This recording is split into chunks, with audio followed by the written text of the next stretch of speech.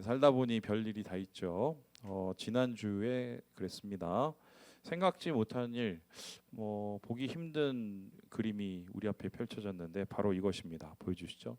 이 선생님들이 문제가 일어나셔서 소위 말해서 공교육 멈춤의 날이 이제 시작이 되었습니다. 이 전국에서 9월 4일 날 이날 올라오신 분이 국회 앞에 5만 명 그리고 전국 추산 12만 명 정도가 이제 이날 멈춤의 날 집회에 참여했던 것으로 알고 있습니다. 이날이 왜 하필이면 멈춤의 날이 되었을까? 얼마 전에 여러분 기억하시겠지만 서희초죠. 제가 예전 사역하던 동네예요. 거기서 이제 한 선생님께서 좀 극단적인 선택을 하셨어요. 그 이유가 이제 과중한 스트레스 때문이었는데 이분이 돌아가신 지가 49일 돼 갖고 이제 49제가 되었는데 그날에 맞춰서 이제 교사들이 한 목소리를 내기 시작한 것입니다. 이날 이제 교사들이 모여서 무엇을 했느냐? 교권을 좀 이렇게 보호해 달라. 그리고 교권을 해치는 이 나쁜 법들을 좀 개정해 달라라고 요구를 했는데요. 특별히 이날 교권 회복을 위해서 개정되거나 아니면 철폐돼야 되는 어떤 법을 두 가지를 특별히 얘기를 했어요. 다음에서 보듯이 한 가지는 뭐냐면 아동학대 처벌법이고요. 한 가지는 아동복지법입니다. 제가 오늘 말씀 준비를 하려고 법전을 이렇게 다운받아 갖고 이걸 다 살펴보고 하루 종일 봤어요. 하루 종일 보고 이게 왜 이 모양이 됐는지를 제가 살펴봤는데 자세한 건 설명을 못 드리고 저한테 오시면은 그래도 조금 설명을 해드릴 수 있어요. 이제 결론은 뭐냐면 이런 건데 아동학대 처벌법 이게 왜 생겨났냐면요. 2013년도에 칠곡에서 그 계모 알아요? 계모? 양 어머니죠. 양 어머니가 애를 죽였어. 그리고 나서 얼마 후에 울산에서 또 애 한 명이 또 아동 학대로 죽습니다. 거기서 끝나는 게 아니라 2015년인데 인천에서 애를 11살짜리 애를 2년 넘게 집에서 감금시켜 놓고 폭행을 해갖고 애가 거의 뼈 조각밖에 안 남았었어요. 이제 그런 일이 있으니까 이제 정치인들이 뭔가 목소리를 내야 되잖아요. 그러면서 만들어진 게 아동학대법이고요. 그리고 이제 이러한 것들이 사회 전반에 걸쳐서 지켜져야겠다. 이제는 나라가 아이들을 지켜줘야겠다. 이런 생각에 2021년에 아동복지법 17조가 포함된 이제 교육공무원법이 개정이 됩니다. 그래서 이 법에 따르면 어쩌면 예전에는 이 교사분들이 이게 지휘기 해제를 하거나 아니면 이제 그만해 이렇게 막 그 면직을 시킬 때 좀 절차들이 여러 가지가 있었었는데 쉽게 설명하면은 내가 선생님한테 언어적 폭력을 받았어요. 아니면 내가 선생님 째려봤는데 되게 마음이 안 좋아요. 아니면 선생님이 내가 뒤에서 수업 시간에 라면 먹는데 나가라고 했어요. 그러면 이제 학습법 침해니 학습권 침해니 아니면 무슨 학대니 이렇게 주장을 하잖아요. 이게 사건이 맞냐 틀리냐를 따지기에 앞서서 일단 직위 해제는 아니지만 좀 처분이 내려져요. 그래서 자기가 스스로 자기의 무죄를 밝혀야 되는 좀 되게 힘든 상황이 연출이 된 겁니다. 그래서 이제 여쪽과 야쪽은 이게 누구 책임이냐를 가지고 막 한마디로 서로 공방을 하고 이 보수 언론과 이 진보 언론은 서로 지체시라고 막 얘기를 해요. 제가 이것도 정확히 보기 위해서 거의 한 2시간을 모든 기사를 다 다운받아서 봤는데 결론은 뭐냐면 2014년에 만든 아동학대 처벌법은 한나라당에서 만들었고요. 2021년에 개정된 교육공무원법은 민주당이 했습니다. 그럼 사실 여기에 대해서 여나 할 말이 없어요. 당시 그때는 그 법이 사람들의 생각에 이 정도는 해야 애들을 지키지 않았겠느냐라고 생각했기 때문에 표심을 잡기 위해서 이렇게 한 것이 아닌가 저는 그렇게 생각이 됩니다. 이제 그래서 도대체 이 아동 보호 법률이 어떻게 발달됐는지 제가 또 보기 시작을 했습니다. 다음에서 보시죠. 결론은 뭐냐면 이제 애들을 집에 놔뒀더니 자꾸 죽으니까 안 되니까 사회가 보호해야 된다 그러면서 인권이 올라가기 시작을 했습니다. 그리고 애들을 학대하거나 애들에 대한 그 문제 있는 부분들이 굉장히 강화되고 철폐되고 그것이 사회 전반에 걸쳐서 적용이 되기 시작을 했는데요. 애들을 지킨다는 측면에서는 이게 틀린 건 아니에요. 문제는 뭐냐면 이 법이 잘못 오용되거나 악용될 수 있다는 것입니다. 그래서 이번에 교사분들이요 교권 보호 합의안을 이렇게 발표를 했는데 그게 뭐냐면 이제 교원 지휘법, 그러니까 교원이 좀 제대로 할 수 있도록 해달라. 그다음에 초등등 교육법 개정, 유아교육법 개정 뭐 이런 이 교권 보호법 4대 법안을 이제 좀 만들어주거나 아니면 개정해달라고 이야기를 했어요. 다행히 이 4일 날에 이렇게 집회를 한 덕분인지는 잘 모르겠지만 이 여야가 어느 정도 잠정적으로 합의를 보고 이 안을 이제 통과시키기로 한 것으로 제가 알고 있습니다. 근데 제가 왜 오늘 이 이야기를 하냐면 더 복잡한데 일부는 되게 더 복잡하게 얘기했어요. 이걸 보면서 제 마음속에 드는 의문이 하나가 있었습니다. 이건 좀 고깝게 듣지 마세요. 정말 법을 고치면 그런 일들이 안 일어날까? 선생님들이 갑자기 극단적인 선택을 하고 선생님들이 학교에서 얻어 터지고 교사가 와서 소리를 그 학부모가 와서 소리를 지르고 정말 법으로 이것이 보장이 되면 앞으로 그런 일이 일어나지 않을까 하는 이런 좀 고약한 생각이 듣기 시작하면서 좀 더 본질적인 해결법이 없는지를 한번 고민해 보기 시작한 겁니다. 목사는 본질을 고민해야 되는 사람이거든요. 그러다가 우리 말고 다른 사람의 시각에서 이 상황을 보면 어떨까 하는 생각이 들었어요. 마침 기사를 찾아보다가 BBC라는 건 알죠? 영국에 있는 그 방송국인데 거기에 한국 특파원이 있어요. 이분이 이름이 뭐냐면 진 맥켄지인데요. 이분이 9월 4일 날 집회를 보면서 제3자의 시각으로 외국인의 시각으로 이것을 이렇게 분석을 했더라고요. 한번 보여주시죠. 제가 한번 읽어볼게요. 이러한 민원 제기 문화를 부추기는 것은 한국의 초경쟁 사회이다. 모든 게 학업적 성공에 달려있기 때문에 학생들은 매우 어린 나이부터 명문대에 들어가기까지 치열한 경쟁을 벌인다. 또한 학부모들 중에는 자신이 낸 세금으로 교사들이 월급 받는다고 생각하는 사람들이 있다. 그들은 자신들이 갑질을 해도 된다고 강하게 믿고 있다. 그러니까 이분의 분석에 따르면은 이 법의 문제보다 더 본질적인 문제는 두 가지라고 본 겁니다. 한국의 극단적인 초경쟁 이 사회 문화. 여러분 거기에 지금 밀려서 좀 살고 계시고 또 해리면은 열심히 지금 경쟁 속에 치달아 있고 너 언제 늦니? 수시? 그래 기도해 주세요. 또 뿐만 아니라 여러분 거기에 도태되고 굉장히 힘들었던 분들 여기 있어요. 저도 옛날에 그랬어요. 제 선생님한테 믿을지 모르겠지만 공부 못한다고 얻어맞은 적 되게 많습니다. 믿으시는 것 같아요. 그런데 이제 이 초경쟁 사회에 의해서 따져보면 학교를 보내야 하는 이유가 별로 안 보이는 거예요. 왜 그렇습니까? 인류대학 가는 게 제일 목적이잖아요. 그러면 학교 가면은 인류대학을 보내줍니까? 선생님들보다 더 잘 가르치는 사교육 선생님들이 훨씬 많아요. 그런 분들은 여러분 아시는 것처럼 연봉이 1억대가 넘어요. 그럼 차라리 우리 애를 학교 가서 그렇게 교육하느니 어차피 학교에서 제대로 교육도 안 해줄 거 나는 사교육에 더 목숨을 걸란다. 그리고 교사는 어떻게 보면은 이미 이렇게 되었을 때 되게 좀 이렇게 마음이 힘들어져요. 그리고 나서는 이 그림에 숨어 있는 게 뭐냐면 초경쟁 사회에서 학교의 교육이 무너지면서 인성교육은 포기한 거거나 마찬가지가 돼버립니다. 그러니까 애들이 왜 공부 잘하고 서울대 가는 애들이 죄송해요. 저희 형님도 서울대 갔지만 왜 성격이 좀 이상한 애들이 많을까? 죄송해요. 좀 그런 게 있어요. 솔직히 있어. 내가 우리 형이지만 있어. 근데 그런 게 있다는 거지. 그래서 그 초경쟁 사회가 만들어낸 그 문제가 있어요. 이제 두 번째는 뭐냐면 갑질 문화라는 거예요. 여러분 갑질이 뭔지 아시죠? 나한테 뭔가 뭐를 받는 사람은 을이 되고 나는 갑이 되는 겁니다. 그죠? 그런데 이 고약한 생각이 학교에도 이게 적용이 돼서 어차피 선생들한테 주는 돈은 세금 걷어서 주는 거니까 세금은 누가 내요?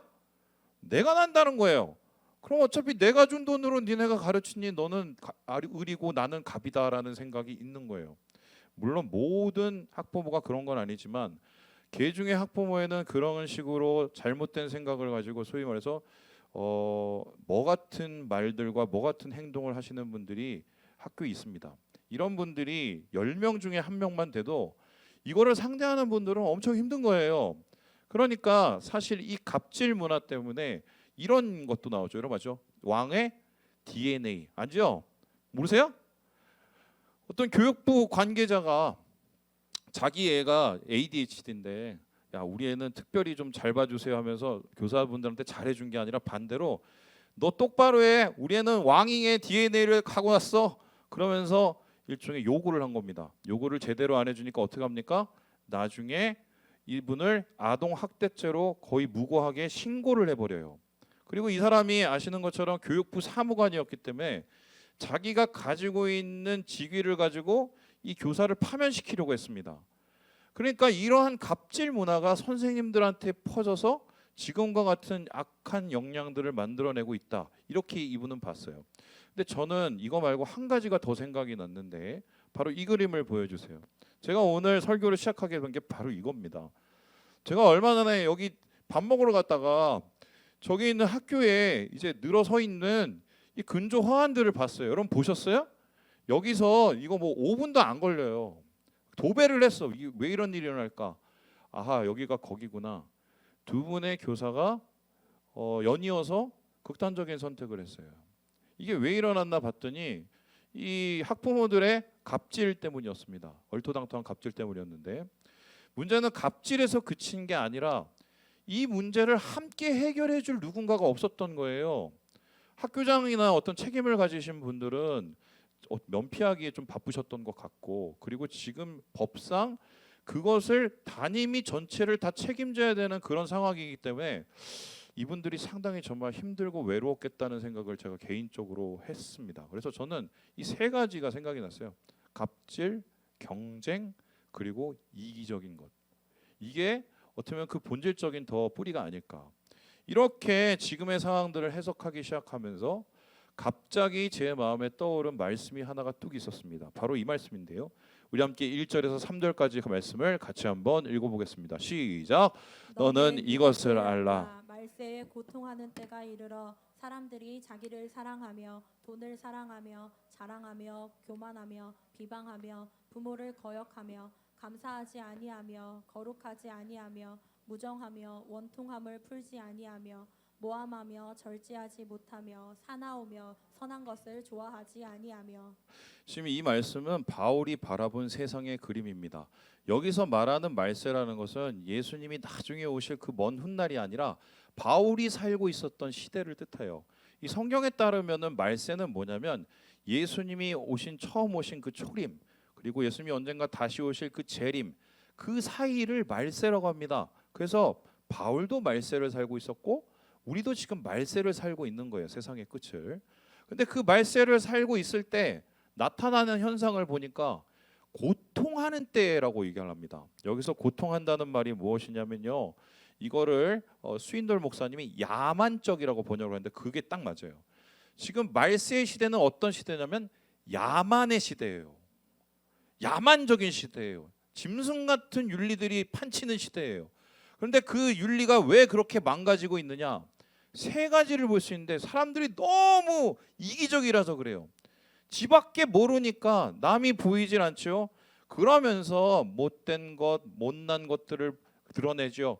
그래서 사람들은 학자들은 이기심은 모든 악의 바로 근원이라고 이야기를 합니다. 뿐만 아니라 이기적인 것과 더불어서 물질주의가 성행을 합니다. 물질이 최고라는 거예요. 돈이 최고라는 거예요. 심지어는 내가 깜빵을 가도 60억만 주면은 나쁜 짓 할 수 있다는 이 문화가 한국에 펼쳐져 있기 때문에 소위 말해서 이 돈 중심의 가치가 다른 귀한 가치들을 다 없애버리고 있어요. 돈이 최고인 거. 이런 상황에서 사람의 생각, 사람의 마음, 사람의 배려가 있겠습니까? 뿐만 아니라 이 마지막으로 너무 사람들이 자기중심이라는 쪽이라는 겁니다. 자기중심적이니까 모든 것을 자기가 판단하고 자기가 최고가 되고 자기가 무시받으면 화내기 시작합니다. 이러한 세 가지의 문제, 이기적인 거, 물질주의적인 거, 자기중심적인 것이 결론적으로 어떻게 됩니까? 사람들의 심성을 망가뜨립니다. 관계를 망가뜨립니다. 그래서 나타나는 대표적인 현상이 싸나워져요. 싸나워져요. 제가 요즘에 살면서 제일 답답한 게 뭔지 아십니까? 제가 예전에 10년 전하고 요즘을 비교해 보면 여러분들은 모르겠어요.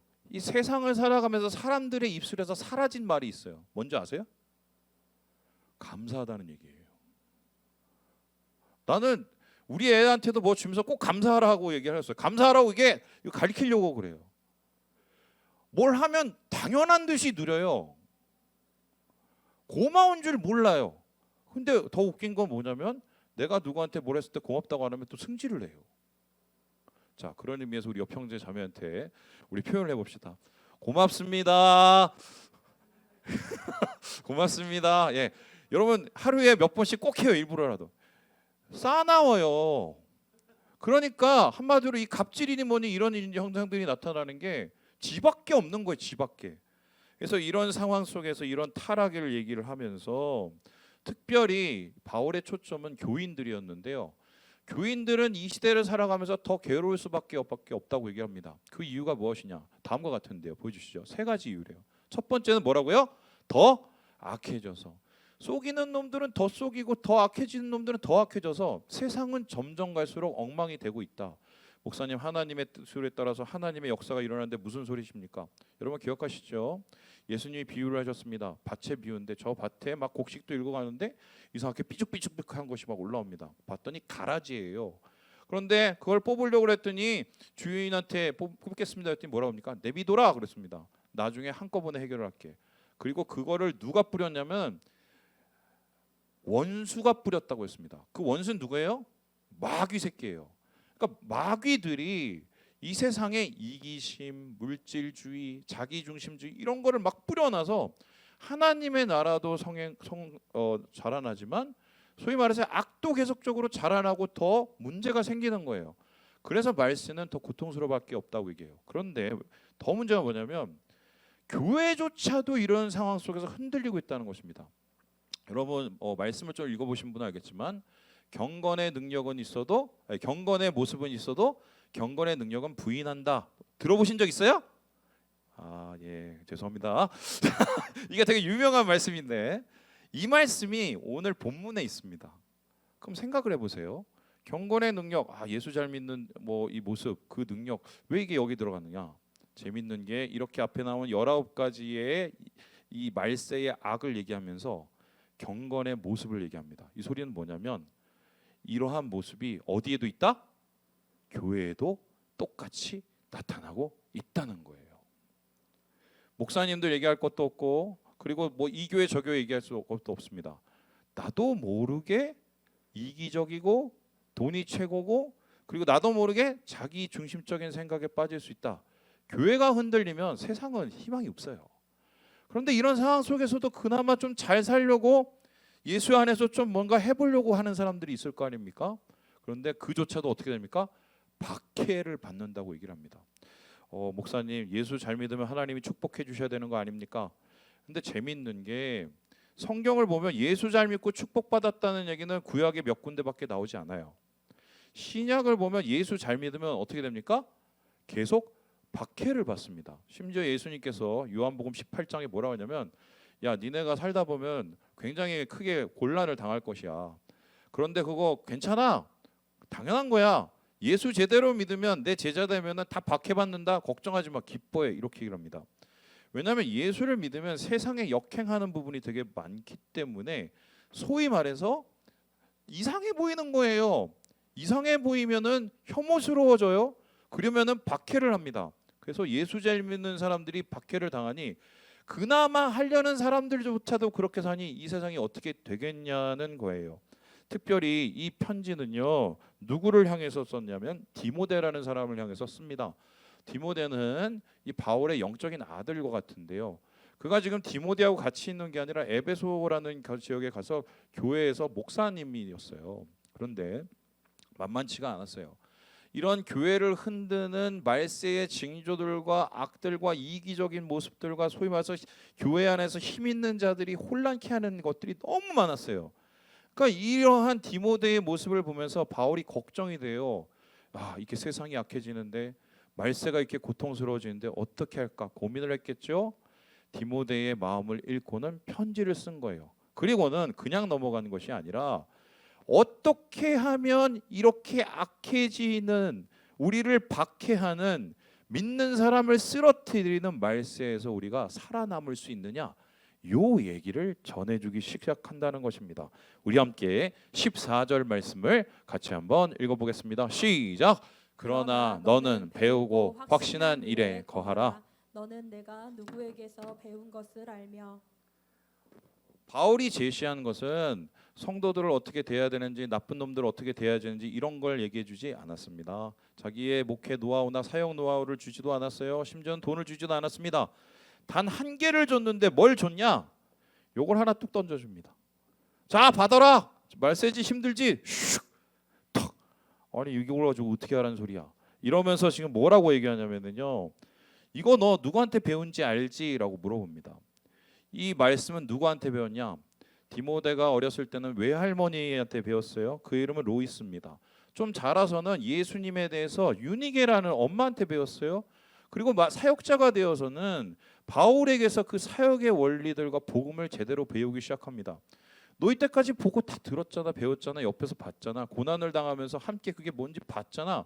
자, 그러면 아무리 힘들어도 요거 하나를 다시 요거 하나를 다시 붙잡아라고 얘기합니다. 특별히 여기서 거하라는 이 단어가요, 다음에서 보듯이 메노라는 단어예요. 이 메노라는 단어는요, 머무르다, 살다, 남다, 굳게 지키다라는 단어인데, 쉽게 설명하면 내가 확신하고 내가 믿는 거기서 떠나지 않는 것을 뜻해요. 버티는 것을 뜻해요. 그래서 다시 말해서 이 말세의 이 갑질하는 문화, 소위 말해서 이렇게 좀 사람을 말려 죽이는 이 문화에서 살아남는 방법은 뭐다? 버티는 것, 말씀으로 버티는 거라고 얘기를 합니다. 자, 그렇다면은 성경이 어떻게 우리를 버티게 할까요? 아니 이 세상에 힘들어 죽겠는데 어떻게 성경을 가지고 이 세상을 이기라고 그렇게 호언장담을 우리에게 하고 있는가? 이 말씀을 살펴보면 바울이 그렇게 얘기할 수밖에 없는 세 가지의 이유가 있었어요. 우리 같이 한번 읽어보도록 하겠습니다. 시작. 성경은 구원 가이드북이기 때문이다. 성경은 왜 말세를 이기는 능력인가의 질문에 대해서 성경이 곧 구원으로 인도하는 바로 가이드북이기 때문이다라고 얘기합니다. 우리 함께 우리 15절의 말씀을 같이 한번 읽어보겠습니다. 시작. 또 어려서부터 성경을 알았나니 성경은 능히 너로 하여금 그리스도 예수 안에 있는 믿음으로 말미암아 구원에 이르는 지혜가 있게 하느니라. 여러분 질문해 보겠습니다. 성경이 몇 권입니까? 죄송합니다. 66권. 자, 쉽게 읽는 법을 해볼게요. 39 뭐예요? 39. 예, 그래서 39권은 구약, 27은 뭐다? 신약. 이렇게 됩니다. 예, 신약 구약 모르시는 분들은 좀 나중에 와서 물어보시고요. 자, 그런데 이 성경을 우리가 읽을 때 쫙 창세기를 펴보면은 창세기 얘기 나오고 아담 얘기 나오고 아브라함 얘기 나오고 뭐 요셉 얘기 나오고 쭉 나옵니다. 자, 그러면 제가 질문해 보겠습니다. 어떤 분은 막 이 계보를 다 꿰고 있는 분이 있어요. 그리고 왕의 계보도 깨고 뭐 무슨 말씀에 뭐고 다 계보를 깨는 분이 있습니다. 자, 아브라함에서 대해서 제대로 알면 구원을 받습니까? 어떻게 생각하세요? 너 아브라함 알지? 아브라함에 대해서 막 파고 제대로 배우면은 구원을 받을 수 있냐? 있을 것 같아? Yes or no? 보통? 미디엄 웰던이야? 자, 중요한 구원 못 받죠. 성경의 모든 초점은 한 가지예요. 예수님입니다. 그러니까 성경을 왜 하나님이 주셨냐? 예수를 알고 믿게 하기 위해서 주신 겁니다. 그러면 왜 예수를 알게 하느냐?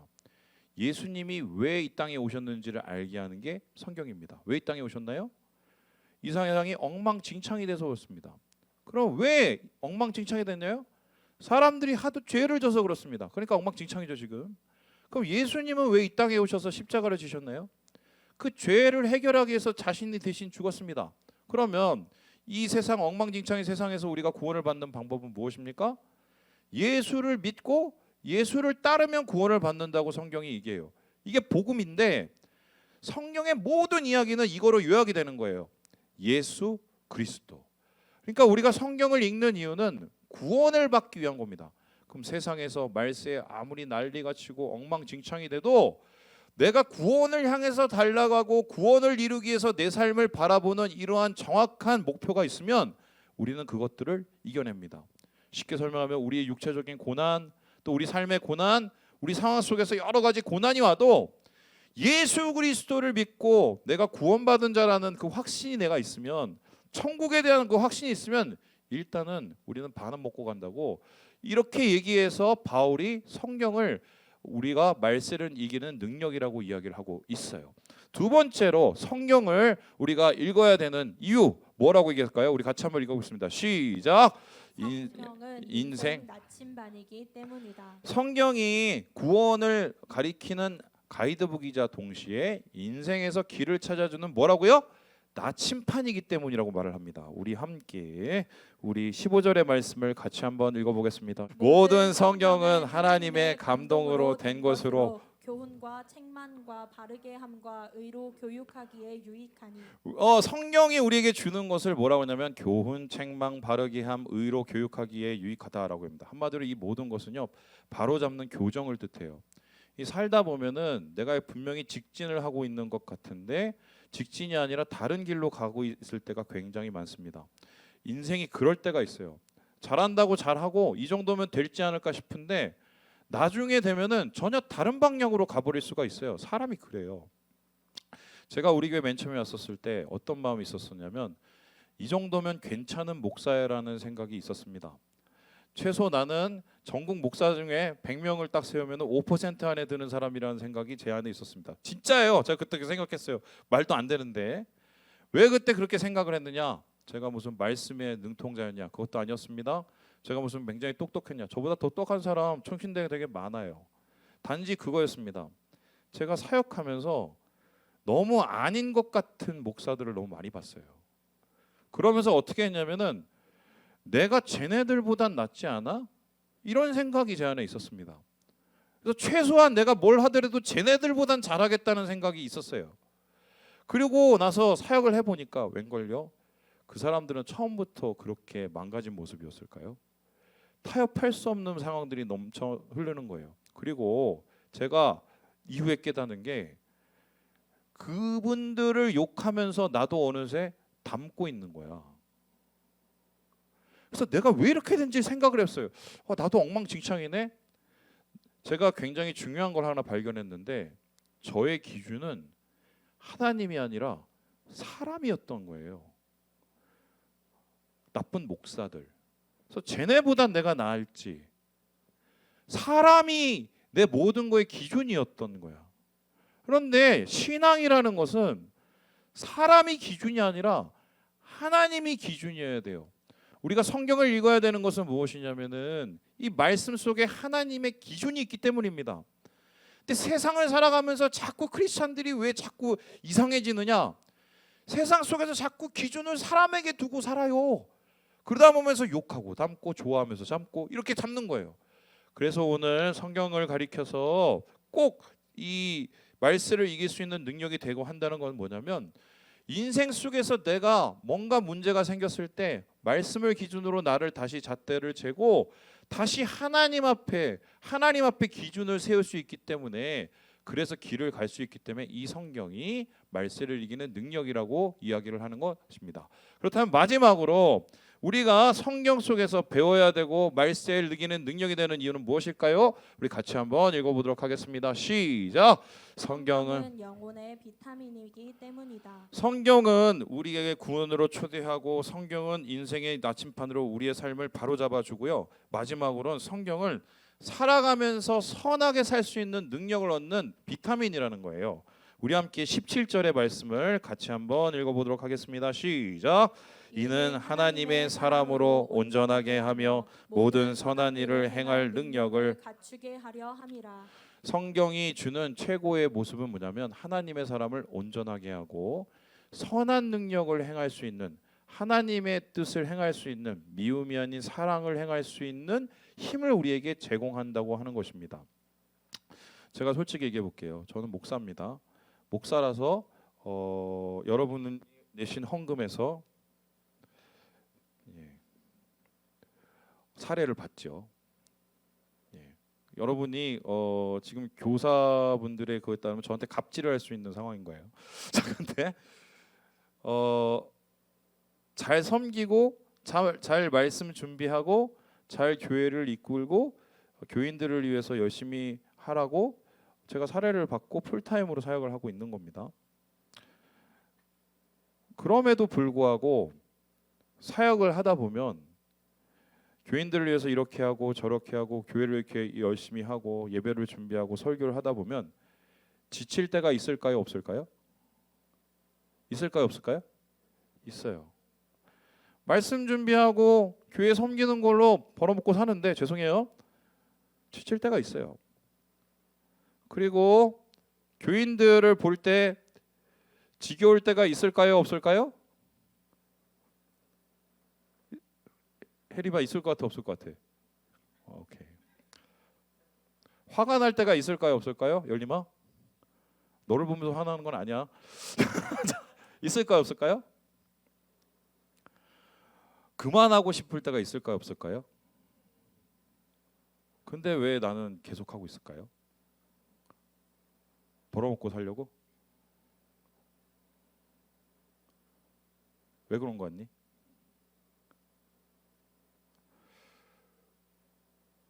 전 하나님 때문에 해요. 사람들한테 지칠 수 있어요. 요구하는 건 얼마나 많은지 아세요? 며칠 전에도 권사님이 한 분 그렇게 얘기하셨는데 목사님 머리 스타일이 좀 마음에 안 들어요. 예. 그래서 이렇게 하면 또 다른 분이 목사님 그 스타일은 좀 마음에 안 들어. 예. 저는 언제 저희 머리를 가질 수 있을까요? 있어요. 사람 보러면 잠시 뭐 위로도 해줄 수 있죠. 아 목사님 말씀에 은혜 받았습니다. 막 우쭐할 수도 있죠. 진짜 잠시예요. 진짜 잠시라. 근데 제가 이 사역을 계속할 수 있는 이유는 하나님 때문에 해요. 하나님이 이 사역을 하기를 원하시고 이렇게 사역하는 나를 기쁘게 생각하시고 그리고 이렇게 사랑하는 나의 모습을 사랑하는 걸 제가 알기 때문이에요. 내가 어떻게 할 것 같아? 갑자기 탁 있는데 성민아 네가 사역하는 게 내가 너무 마음에 들고 너무 사랑한다. 내가 오늘 너에게 쿠폰을 쏘리니 뭐 이럴 것 같아? 이거 보고 알아 난. 이거 보고. 이게 그냥 글자 같지만 하나님의 영감으로 썼거든요. 하나님의 영감은 하나님의 숨결이에요. 여기 하나님의 숨이 있어요. 숨결이. 이 말씀을 그냥 내버려 두면 남의 말씀이 되고 옛날 말씀이 되지만 이 말씀을 내가 마음에 품고 여기에서 내가 하나님의 음성을 발견하고 숨결을 발견하면 이 말씀은 내게 됩니다. 하나님이 나에게 하시는 말씀이 돼요. 사람의 위로는 잠시 잠깐이지만 하나님이 주시는 위로는 변하지 않고 영원하기 때문이에요. 디모데가 그걸 알기 원했던 거죠. 네 주위에 괴롭힌 사람 되게 많지? 너한테 실망했다고 하는 사람 되게 많지? 너의 마음을 막 되게 힘들게 하는 사람 되게 많지? 괜찮아. 하나님 너 그렇게 생각 안 해. 성경이 능력이 되는 이유는 바로 그거예요. 그래서 저는 여러분에게 오늘 이런 도전을 해보고 싶어요. 왜 예전과 같은 은혜가 내 안에 없을까? 왜 내 안에는 자꾸 부정적인 생각과 부정적인 마음들이 올라올까? 물론 세상이 약해서도 그렇고 그 사람 때문에 그럴 수도 있어요. 환경이 잘 안 풀려서 그럴 수도 있어요. 그런데 이 상황 속에서도 잘 사시는 분들이 있어요. 잘나서 그런 게 아니야. 말씀 때문에 그래요. 말씀 때문에. 어떻게 성경을 마칠까, 말씀을 마칠까 하다가 그림 하나로 마치기로 결정을 했습니다. 보여주시죠. 여러분 이분이 누군지 아십니까? 이분이 엔히크라는 포르투갈의 왕자입니다. 이분이 보기에는 어떻게 생기셨는지 모르지만 이분은 굉장히 항해술에 엄청난 큰 영향을 미친 분이에요. 항해술은 2분 이후와 2분 전으로 이제 바뀔 정도입니다. 근데 왜 항해술이 2분에 의해서 발전이 됐느냐? 옆에서 보듯이 이 카라벨라 레동다라는 저 배를 만들 수 있었기 때문인데, 저 배는 어떤 배냐면요, 삼각돛을 단 배였습니다. 그 전에 배는 어떠냐면 바람을 이용해서 갈 때, 예를 들어서 내가 이쪽으로 가야 돼요. 그런데 바람이 이쪽으로 불어요. 땡큐, 그죠? 근데 이쪽으로 가려고 그러는데 바람이 이쪽으로 보여요. 못 가잖아요. 그래도 가야 되면 겨우 어떻게 합니까? 노를 져갖고 열심히 정말 삽질을 해서 갔어요. 그래서 그 당시에 항해술 가지고는 근해 가까운 바다밖에 가지를 못했어요. 그런데 이 엔히크라는 왕자가 뭘 하냐면 삼각돛을 만듭니다. 그 삼각돛이 뭐냐면은 이렇게 생긴 거를 가지고 이렇게 움직였다가 저렇게 움직였다가 돛을 이렇게 바꿀 수가 있어요. 그러면 어떻게 되냐? 바람의 양력을 이용해서 움직일 수가 있거든요. 그러면 갈 때 이렇게 한 겁니다. 나는 여기로 가야 돼요. 이렇게 갔다가 돛을 움직여서 이렇게 갔다가 또 이렇게 갑니다. 그러면서 항해술이 더 멀리 맞바람을 이용해서 전진할 수 있는 방법이 생긴 겁니다. 이것을 가지고 대항해 시대가 열리고 신대륙이 발견되게 되고 포르투갈이 부유해지게 됐어요. 한마디로 거센 파도와 바람을 이겨내고 이용하는 방법을 발견한 게 이 엔히크 왕자입니다. 저는 신앙이 이래야 된다고 생각을 해요. 목사님, 세상이 얼마나 힘든 줄 아세요? 청년이 살기가 얼마나 어려운 줄 아세요? 목사님, 교회가 잘 되겠어요? 우리가 잘 되겠어요? 안 좋은 소식들 너무 많죠. 제가 어제도 통계를 보니까 이 3040 중에 예수 믿고 구원받았다고 하는 사람이 15%밖에 안 되더라고요. 그리고 앞으로 10년 후에 10%로 준답니다. 암담하죠. 그런데 맞바람이 와도 배는 앞으로 나갈 수 있어요. 우리가 믿음의 돛을 펴고 구원의 나침판을 향해서 말씀을 가지고 이 세상을 살아나가면 어떤 폭풍이 와도 조금 흔들려도 앞으로 나갈 수 있어요. 그게 말씀의 능력이에요. 사랑하는 여러분, 그 능력을 발견했으면 좋겠습니다. 말씀을 통해서 예수를 만나세요. 말씀을 통해서 능력을 얻으세요. 말씀을 통해서 주님의 음성을 들으세요. 이런 능력으로 함께 일어나시고 세상을 변화시키시는 우리 사랑하는 어웨이커스 되시길 주님의 이름으로 축원합니다.